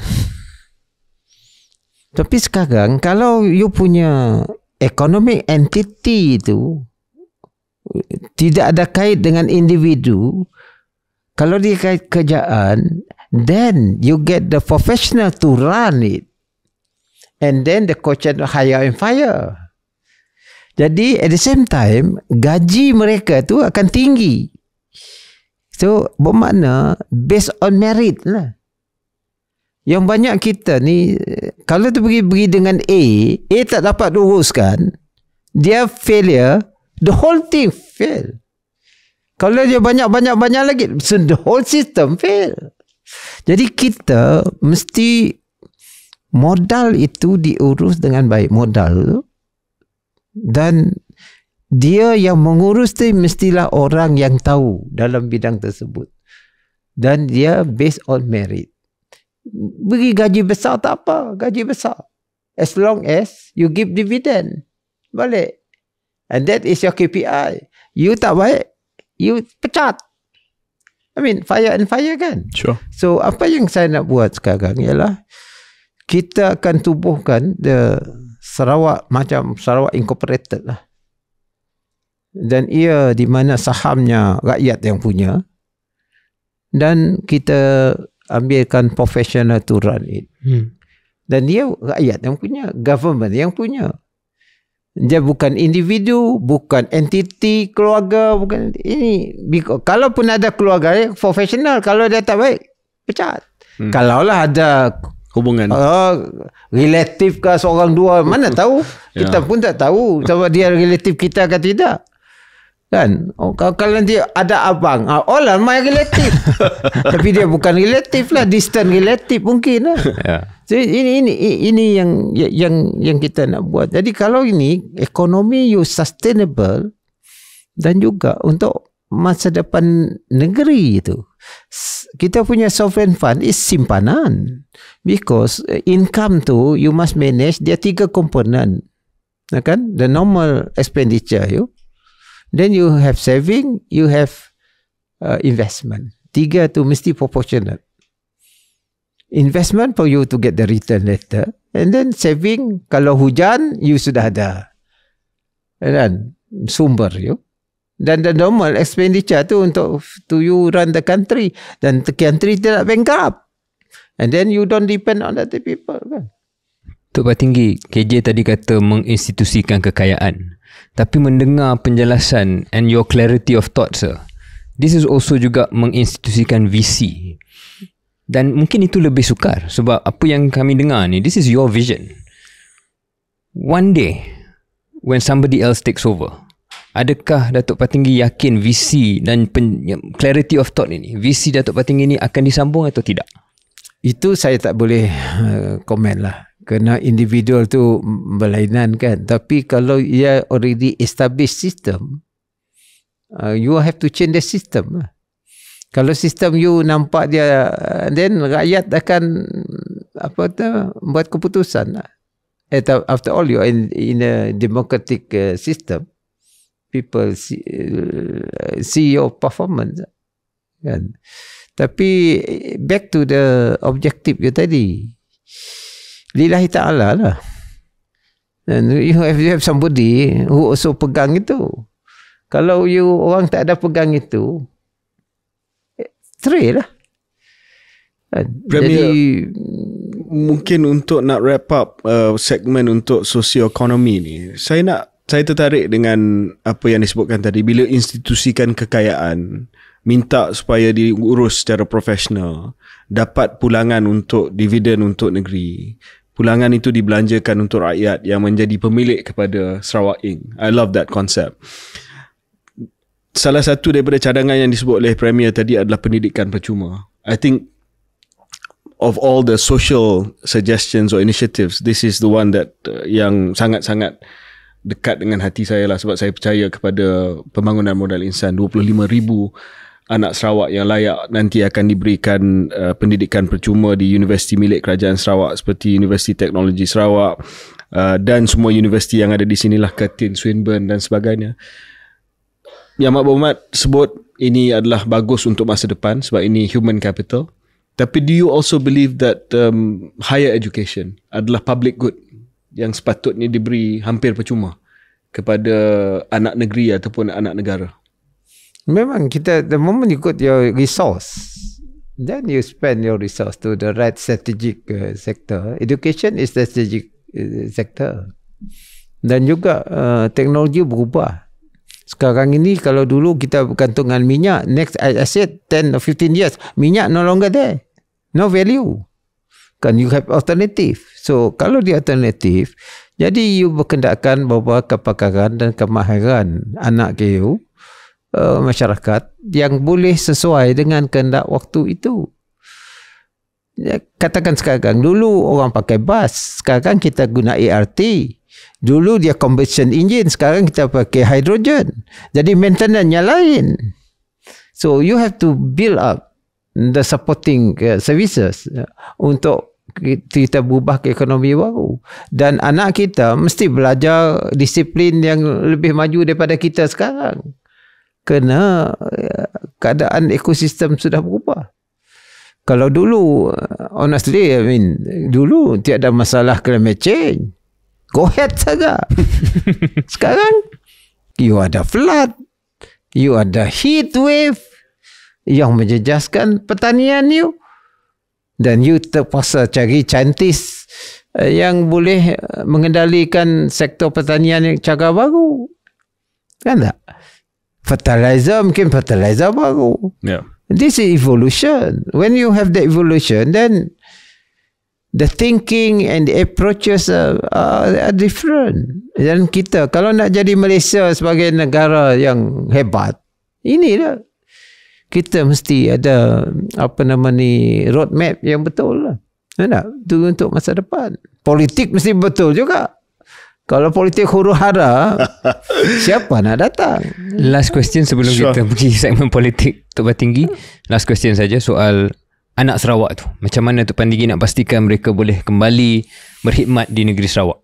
Sebab itu you punya ekonomi, you mesti ekonomi di mana mereka yang terlatih dapat mainkan peranan. Kalau ekonomi you bawah, dia akan tidak balik, dia pergi tempat lain. Sekarang umpamanya ART, apabila saya buat ART, anak Sarawak balik berkhidmat dengan ART. Dan apabila saya buka SMD, semiconductor design chip, anak Sarawak Silicon Valley pun balik sekarang. Mana dia, you punya ekonomi itu must match with their training. Kalau ekonomi you masih gunakan cangkul lah you. Anak you IoT. You tak ada IoT sini. Mana dia nak datang sini? Dia balik. Dia pergi tempat lain lah. Just an example. Tapi kalau agriculture you pakai IoT, anak ni balik lah. Jadi bukanlah petani selalu ni dia punya imej petani ni topi, muka dia susah, bawa cangkul. Who want to join that sort of sector? Kalau dia guna iPad, dia IoT, dia control farm dia. Ini baru dia mau masuk. Ni tidak, muka susah, tanam padi, berpeluh-peluh. Sorry lah.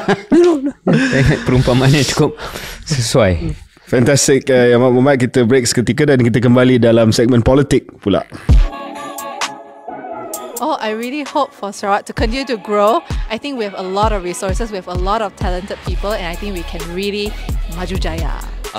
Our region will continue to prosper and grow and really reach for the skies. Sarawak will continue to achieve peace and harmony through their rakyats. So hopefully in the future, maybe like 10 to 15 years, Sarawak will be more recognized in the eyes of the world, and also it will help improve our economy.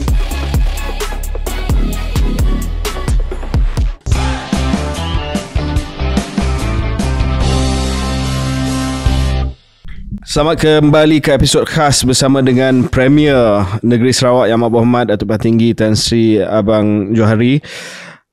Tan Sri, Premier, kita nak beralih pada politik. Tadi pun Premier sebut kalau politik huru-hara pun tak ada maknanya untuk menjadi sebuah negara yang maju dan negeri yang berpendapatan tinggi di negeri Sarawak.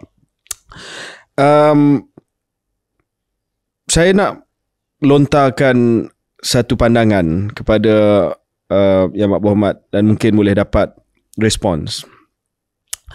GPS Sarawak.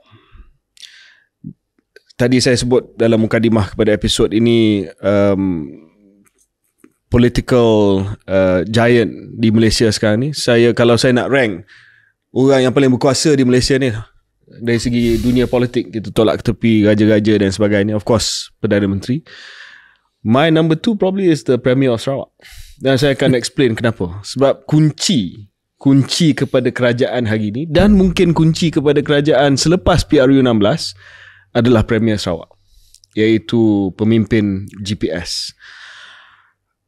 Adakah Premier setuju dengan persepsi that you are the kingmaker? Dan kedua, saya nak tanya, adakah ini bermaksud bahawa GPS adalah transactional?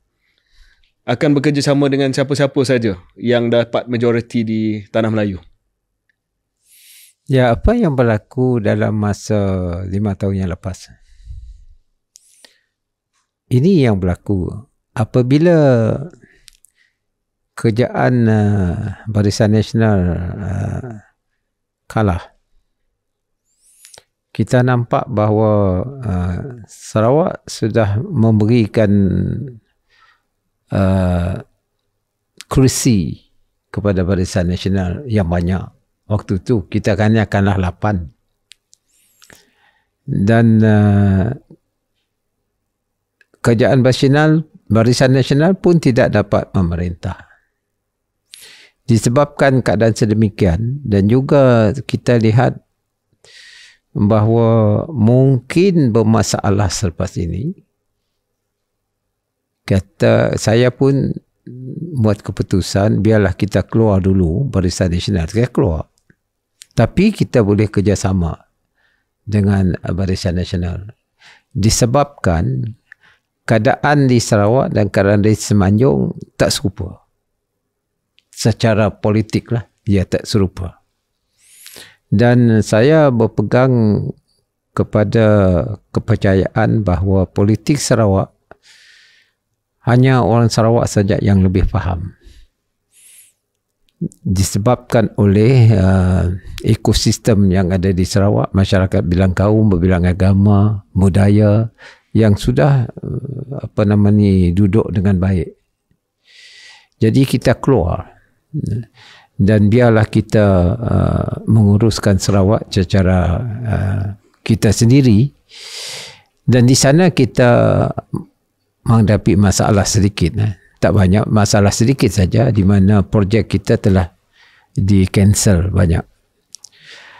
Tapi apabila ada masalah pertukaran Perdana Menteri ketika itu, dan tidak seorang pun yang boleh mempunyai number untuk menjadi Perdana Menteri, Tuanku Agong ketika itu bertanya dengan kita di Sarawak, siapa yang kita boleh beri sokongan sebagai pengganti kepada Tun Mahathir.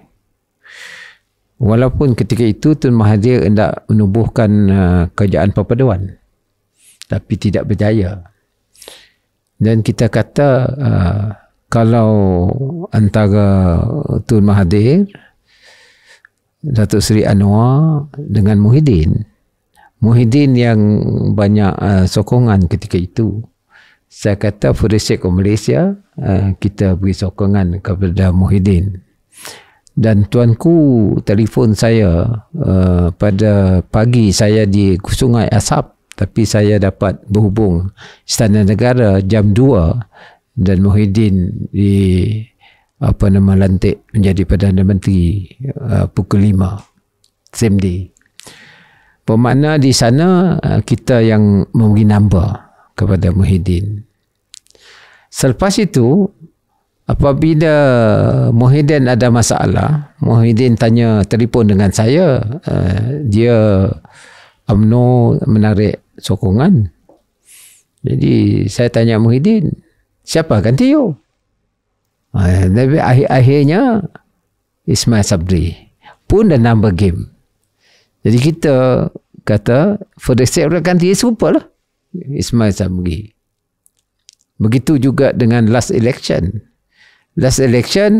Ada masalah. Akhirnya Anwar, kita kata tuanku panggil kita juga, dan kita kata tuanku nak perpaduan. I said okay, kita masuklah kerajaan. Bermakna dari sudut itu banyak persepsi mengata kita yang kingmaker. Tapi dari segi number, memanglah. Kan you need our number. So, kita punya number ialah untuk keutuhan politik kestabilan negara. Itulah sampai sekarang lah. Jadi untuk melihat macam mana keadaan masa depan, saya tengok macam mana keadaan politik masa depan. Kita tak tahu ketika ini. Ya, kita tak tahu. Kerana walaupun kita nak cuba, yang penting ialah mesti ada perpaduan yang kukuh di seluruh Malaysia. Dan yang penting bagi kita dalam GPS ialah Malaysia mempunyai kerajaan yang stabil dan mempunyai dasar yang jelas. Premier, itu saja. Pandangan sinis akan menyatakan bahawa GPS akan memberi sokongan, okey, demi perpaduan. Itu kita tidak nafikan niat itu, sebab saya percaya dan yakin GPS memang niat nak melihat negara yang stabil. Tetapi di samping memberi sokongan itu, ini pandangan sinis lah, akan pastikan siapa saja yang diberi sokongan itu akan memberi timbal balas dalam bentuk semua yang kita bincangkan tadi lah. Pastikan Malaysia Agreement terus, pastikan apa yang diminta oleh Sarawak itu dipercepatkan dan sebagainya. Itu memang seni politik, tak boleh nafi bahawa itu akan wujud persepsi dan juga mungkin realiti. Adakah selepas pilihan raya akan datang perkara ini akan berulang? Maknanya if you want GPL support, you must make sure that you are committed to Sabah and Sarawak, or to Sarawak in the case of GPS. Bagi saya tidak. Saya kata ini already our right. Our right. Tapi right yang telah dinafikan begitu lama. Jadi pasti kena ada orang yang nak bagi right lah. Jadi you mesti respond and acknowledge our right. Itu saja. Whoever become the Prime Minister, you must acknowledge our right. And we are doing, what we are doing now is based on our right, berasaskan pada perlembagaan dan Malaysian Agreement. Itu saja. Whoever become Prime Minister, you have to do it. Dan saya memang ada persepsi di Semenanjung mengatakan kita demand. Saya tanya, adakah saya demand? Saya tak pernah demand. Saya tak ada demand. Saya ikut apa yang termaktub dalam perlembagaan aja. Saya tak demand. Bermakna kalau ada urus kata bahawa sebelum sesiapa angkat sumpah kena berunding dengan GPS, terima tuntutan GPS dulu sebelum didapat sokongan, tak betul? Tidak. So far, yang 3 Prime Minister, we did not demand. Anwar, I did not demand. Muhyiddin, I did not demand. Tapi pasti Premier benda ni tersirat. Sebab kalau Perdana Menteri itu tak bagi, mungkin dia tak akan dapat support dengan GPS. I want to make it clear, we never demand. We never demand. You yang problem, bukan I yang problem. Betul tak? Yang problem bukan you problem. You ndakkan I support you lah. I don't demand. So far, the 3 Prime Minister, I never demand. Except, I kata, MA63 lah, hormatkan lah. Itu aja. Any Prime Minister have to acknowledge MA63. Kan tak? Nanti besok you jadi Prime Minister, the same thing. Katakanlah, ditakdirkan any one of you to be Prime Minister, you have to acknowledge that. We don't demand. Saya tak pernah demand. Kalau saya nak demand, lain lah saya demand. Tapi tak payah juga. What do you want? What do you want? Yeah. What do you want? You want Malaysia to be strong. That's all. Jangan lupa Nusantara sebelah. You know? Saya cakap dalam perpaduan dulu. Saya kata, kalau Malaysia regresif, orang lain progresif. Tengok sajalah kita punya border post di antara Tebedu dan Antikong. Just look. Tebedu dengan Antikong. Mungkin untuk apa penonton kita yang tak tahu apa beza dia. Antikong adalah border post kita di Kalimantan Barat. Tebedu di Malaysia. Yang Antikong macam airport. Yang di Tebedu macam reban ayam. Apa ni? Jadi kalau kita bergaduh-gaduh, sebab you cannot do your job, sebab you bergaduh. Orang lain, I mean, sorry lah, I have to say this. No. This is why you're on Keluar Sekejap, sir. I mean, then Ini bukan RTM, sir. You know, kita pun bukan kita nak jadi Perdana Menteri. Up to you lah, itu rakyat Malaysia punya hak. So, Why not? on that note, Premier, ada ura-ura waktu selepas PRU ke-15, bila ada hang parlimen, ada stalemate, ada ura-ura, saya tak pasti ini sumber yang boleh dipercayai juga, yang mengatakan bahawa ada offer supaya pemimpin daripada GPS dipilih sebagai Perdana Menteri. Itu sejarah. Betul tak betul, mungkin Datuk Patinggi boleh sahkan. Pertama. Yang kedua, kalau benda tu tak jadi pada pilihan raya lepas, why not pilihan raya akan datang? Kalau betul-betul GPS adalah kunci kepada kerajaan, kenapa tak ambil aja Perdana Menteri, sir? Hak kita biar realistic. We have to be realistic. 222. Berapa je portion Sarawak? Kalau ikut MA63 mungkin lebih lepas ni. Kita boleh bincang nanti tentang... Tak, dia 222. Berapa sejak daripada Sarawak? And there are also other ambitious personality. Kalaulah Sarawak di sana, kau tak banyak. Next day keluar. Krisis itu saya kata Dubai tu. Apa yang berlaku di Dubai? Termasuk kononnya nama saya dimasuk. Supaya menjadi menggantikan Anwar. I said, why? I tahu. Kita ada 23 aja. The next day, yang majority banyak tu kata, tak boleh dah 23 ni, kita tukarkan dia. Unending. So saya kata at the moment lah, mungkin besok tak tahulah. Itu yang saya tanya besok tu. I think depending on the configuration in parliament lah. Kalau you tak ada majority, janganlah. Tok Tinggi menyusul soalan serupa soal kekuatan politik lah. Semua yang Sarawak dapat ini memang hak dan sebagainya, tapi berasaskan kekuatan politik yang tunjangnya adalah GPS menang besar dalam Parlimen dan juga dalam Dewan Undangan Negeri. Bagaimana perancangan Yang Berhormat untuk masa depan GPS itu, supaya tidak seperti Semenanjung yang fragmented, tetapi di Sarawak solid? Itu terpulang kepada corak kepimpinan. Yang penting ialah keyakinan dan juga keadilan yang boleh kita beri kepada mereka di bawah pimpinan kita. Yang itu penting. Sebab itu saya ada unit 4. Unit untuk other religion. Jadi orang nampak bahawa kita share sama-sama. After all, religion ini adalah faith. Faith you. Jadi kita bantulah. Orang nak berhubung dengan Tuhan, kita bantulah. Don't deprive them. After all, it meant for good.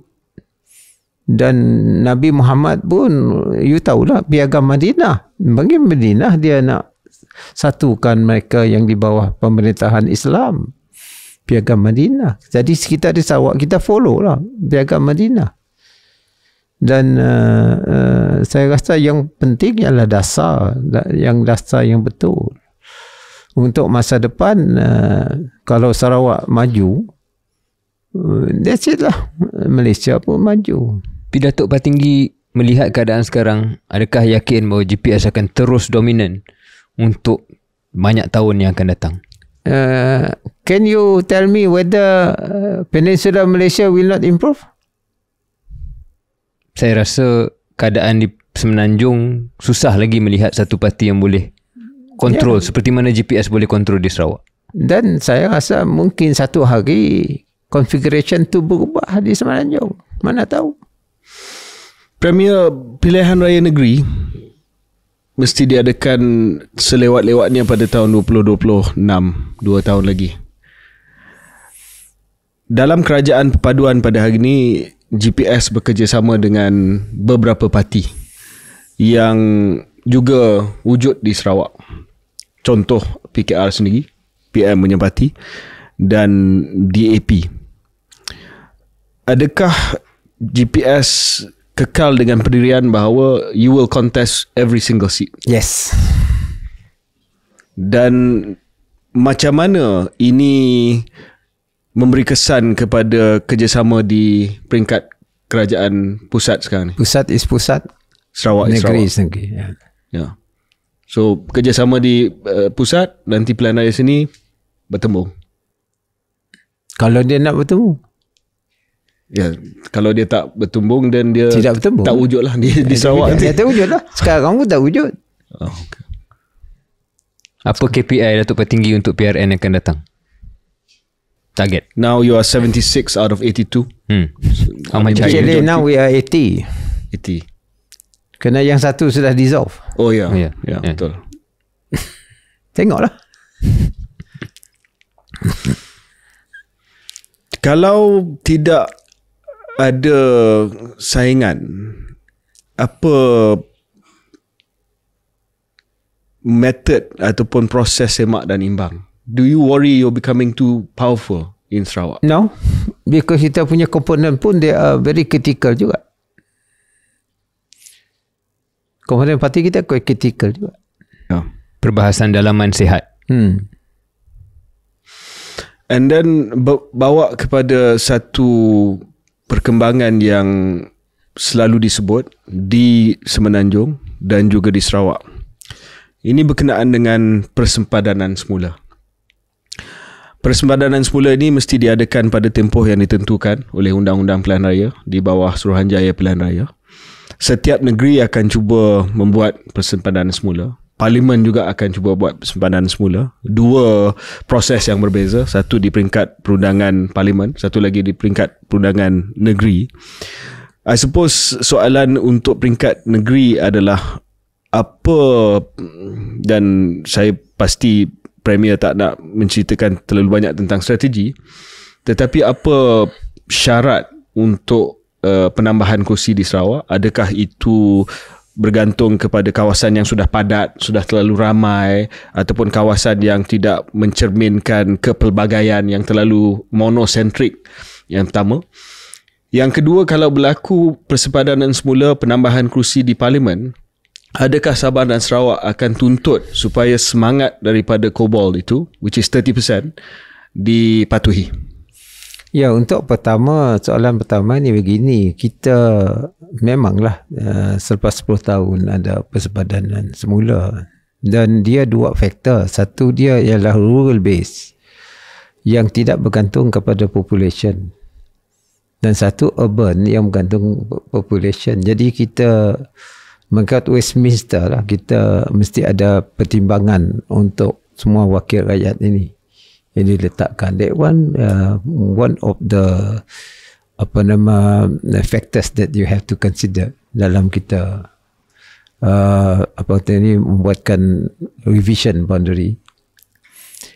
Yang kedua tu, pasal 30 parlimen tu, sebenarnya kita nakkan ada timbangan dari sudut perlembagaan, kerana perlembagaan boleh dipindah 2/3.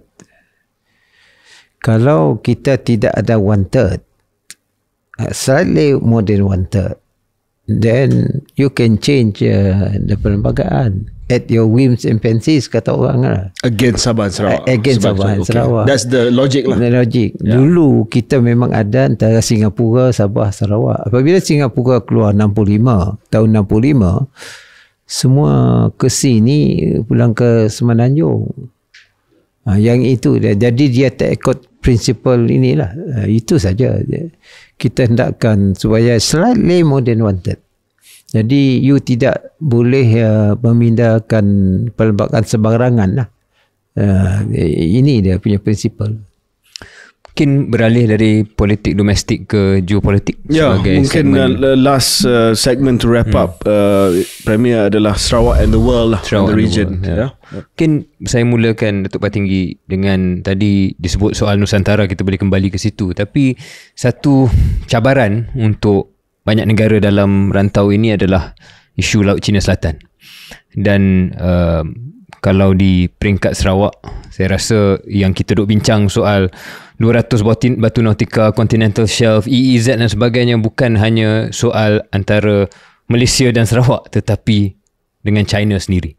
Bagaimana Premier melihat kebijaksanaan kemampuan Sarawak bersama dengan Malaysia untuk mengurus sebarang isu ni dan ancaman, kalau kita boleh gunakan istilah itu, di mana kapal peronda dan sebagainya China yang mungkin mengganggu kedudukan dan persempadan maritim Sarawak Malaysia? Saya serah kepada dasar foreign policy kita lah. Kerana itu diputuskan oleh Kerajaan Persekutuan. Sudah tentu kita ada beberapa pendekatan diplomasi untuk kita menyelesaikan masalah yang mungkin timbul di South China Sea. Sama ada menerusi, just example lah, kita sharing of sharing of how you manage kalau ada mineral katakanlah in that joint development yang win-win kepada semua pihak. Itu depend on your diplomasi lah. Kita punya foreign policy juga. Adakah Sarawak nak lebih aktif terbabit dalam perbincangan itu atau serah pada Wisma Putra? Tak, kita dengan Wisma Putra je. Kita pulang pada Wisma Putra membuatkan keputusan. Premier, jawapan Premier saya appreciate, jawapan yang diplomatik. Tetapi bila kita bincang soal Laut Cina Selatan, yang paling terkesan adalah Sarawak dan Sabah. Sebab you are at the front line of this. Dan bila ada pencerobohan, contohnya kawasan Beting-Beting Yali yang beberapa kali pencerobohan oleh kapal daripada China, ini akan memberi kesan kepada nelayan-nelayan, kepada kegiatan offshore dan sebagainya. So walaupun jawapan Premier memang proper, this is where it comes to federal policy, national policy.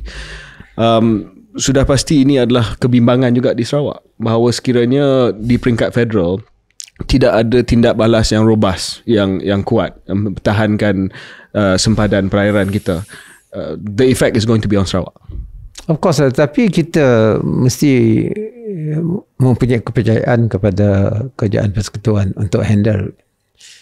Kalau kita ambil katakanlah just assumption, kita juga nak mainkan peranan kita, then boleh juga ia menjadi divide and rule. Katakan entiti ini sokong Sarawak. Ya. Tak?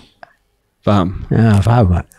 Kalau saya boleh push sikit lagi Datuk Tinggi, ada tak pihak-pihak luar tanpa Datuk Tinggi cerita terlalu banyak butiran yang cuba buat macam tu? Tapi negara lain kena masalah sekarang, tidak ada masalah besar di kawasan tu. Tak ada juga masalah besar. Tapi of course dia belayar-belayar saja. Tak ada yang masalah besar. Tapi saya rasa apa yang Syaril cuba tanya Premier adalah okey, itu mungkin pencerobohan dari segi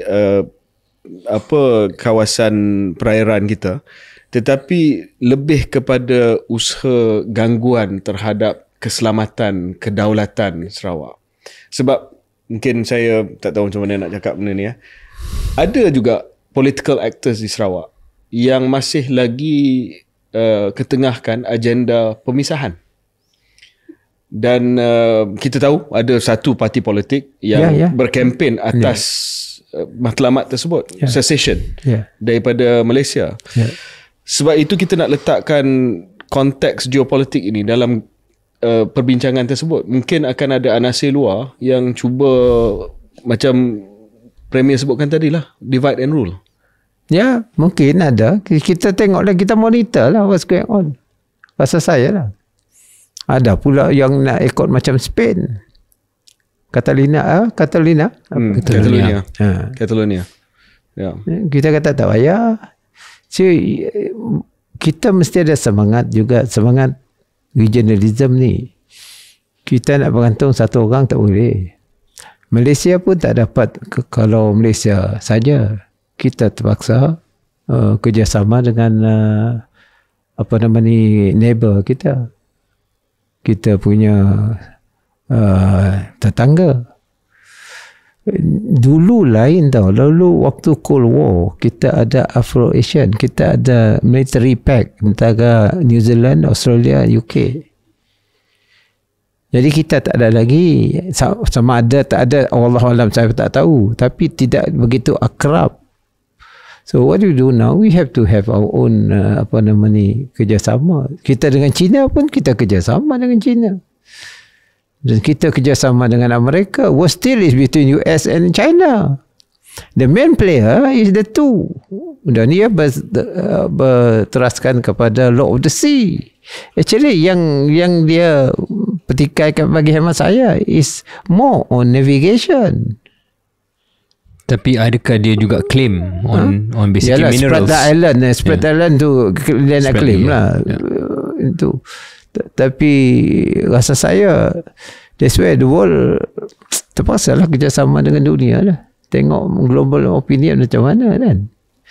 And on regional, nak pergi ke selatan sekejap, Premier. Kalau kita tengok kepada Kalimantan ini, Sarawak pun ada pelaburan di Kalimantan, Bentarang Induk Hydro Project. Betul. Ada satu projek gergasi yang sedang dibina di Kalimantan juga, ibu kota negara, IKN Nusantara. Dan dengan kemenangan Prabowo, saya rasa projek ini akan diteruskan sebab dia antara calon Presiden Indonesia yang telah committed dan Jokowi pun support dia. Apa visi ataupun apa yang Premier rasa akan dapat dari segi limpahan Kalimantan ini sebagai sebuah new growth area dalam Indonesia? Dalam ASEAN ada persetujuan untuk mewujudkan apa disebut sebagai power grid. ASEAN Power Grid. Ya. Sekarang kita membekalkan elektrik kepada Kalimantan Barat sudah. Dah 5 tahun, lebih 5 tahun dah. Dan sekarang kita melabur di kawasan Kalimantan Timur. Kita melabur dan jadi part and parcel of the grid. Sebab itu kita nak bekalkan kepada Singapura dan juga Semenanjung. I have promised them 1 gigawatt to Singapura, 1 gigawatt to Semenanjung. Dan kita ada common corridor untuk undersea cable. Jadi nak jawab ni, sebab tu saya kata kita mesti ada integrated vision for the whole of ASEAN. Termasuklah kalau pertamanya untuk Borneo, dan kita dah sambung dengan kita connect dengan Singapura dan Semenanjung. Semenanjung pula ada grid sampai ke Laos. Dan ini semuanya integrate ASEAN. Kalau ini berlaku, bermakna kita mewujudkan apa yang berlaku di EU dari sudut mobility. Yeah. Di EU mobile, you can go anywhere. Yeah. Jadi ini akan menjadi satu step, langkah untuk kita mengintegratekan ekonomi the whole of ASEAN. Dan dalam hal ini mesti ada kata sepakat di antara negara-negara ASEAN. Dan kalau ini berlaku, bermaknanya kawan kita daripada Far East have to acknowledge that integrated economy. Dan sebab itu saya kata kalau ini berlaku, mungkin kita punya masalah South China Sea less. Mungkin ada less. Kalau kita ada integrated ekonomi di kalangan ASEAN. Satu yang penting ialah tenaga. That's why Sarawak plan that way. Not that we want to be ni, kita nak integratekan kita dengan rakan-rakan kita di kawasan ini, termasuklah yang penting ya jiran kita di sebelah. Kalau Nusantara sini 20 minit saja kapal terbang. Sebab itu kita sama-sama bangun. Sebab itu kita nak bangunkan lapangan terbang baru di Sarawak ni, yang kita model kepada Doha. Visi Datuk Patinggi untuk ekspor tenaga dalam konteks geopolitik ini, adakah ia akan terus kepada sumber permintaan, iaitu direct export kepada Singapura misalnya, dan tidak melalui Semenanjung? Ya, kita ada hadnya. untuk kita, kerana kita berkenaan power juga, kan. Tetapi kalau you ada access, you have to make your calculation lah, berapa access power you. Tak guna you simpan power, kan. Jadi you jual lah. Kalau tak, what for? No economic value. Tapi kita jual lah. Tapi kalau power dia yang rendah, yang green, hijau, because that will part of our contribution to the climate change punya issue. Jadi peranan Sarawak sekarang bukan cakap Sarawak, Malaysia, kita actually look at the whole region where we have the strength. You must look at our strength. Yang kawan you tak ada, itu you complement lah dengan strength kawan tu. Negara-negara lain melihat Sarawak macam mana sekarang, Datuk Patinggi, bila datang berjumpa dengan Datuk Patinggi? Memang saya akan dijemput di Australia bulan depan di Sydney to give a talk on this hydrogen. 2 months ago saya di Poland, dan selepas tu saya baru terima invitation dari Hong Kong to talk on hydrogen and the new economy and the new energy. Bermakna sudah dunia iktiraf lah. Malaysia, especially Sarawak lah, dalam energy transition ini. Jadi saya nampak, kalau dunia ada iktiraf, we just follow lah. Ya, Mak Berhormat, saya nak rumuskan daripada hampir 2 jam kita bersembang ini.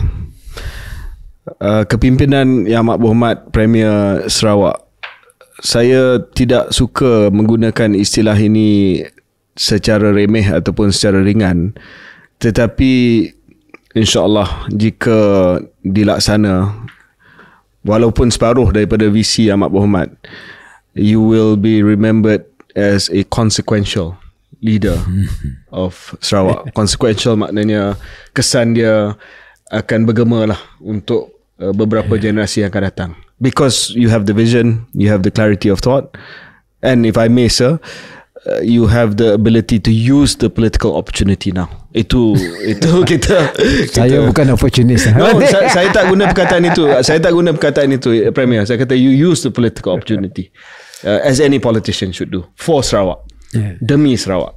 Dan saya rasa kalau sesiapa pun jadi Premier Sarawak yang ada visi tersebut akan gunakan peluang yang sama. Because this is the time for Sarawak. This is the time for Sarawak. Dan kami mendoakan agar perancangan ini berjaya. Sarawak continues to give that political stability to Malaysia, di mana mungkin kestabilan politik itu tidak berapa jelas di kawasan lain. Sarawak boleh terus memberi kestabilan politik itu demi negara Malaysia, demi negeri Sarawak terus berada di dalam negara Malaysia, insyaAllah. Thank you, sir. Terima kasih, Premier. Terima kasih Datuk Patinggi, terima kasih. Saya rasa soal Malaysia ni, empathy adalah nilai yang paling penting, dan saya suka sangat apa yang Datuk Patinggi sebut tadi. Sarawak berjaya, Malaysia berjaya, InsyaAllah. Terima kasih, Datuk Patinggi.